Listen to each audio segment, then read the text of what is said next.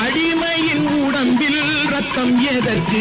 தினம் அச்சப்பட்ட கோழைக்கு இல்லம் எதற்கு? அடிமையின் உடம்பில் ரத்தம் எதற்கு? தினம் அச்சப்பட்ட கோழைக்கு இல்லம் எதற்கு? கொடுமையை கண்டு கண்டு பயம் எதற்கு? கொடுமையை கண்டு கண்டு பயம் எதற்கு? நீ கொண்டு வந்தது என்னடா மீசை முறுக்கு? நெஞ்சம் உண்டு நேர்மை உண்டு ஓடு ராஜா, நேரம் வரும் காத்திருந்து பாரு ராஜா.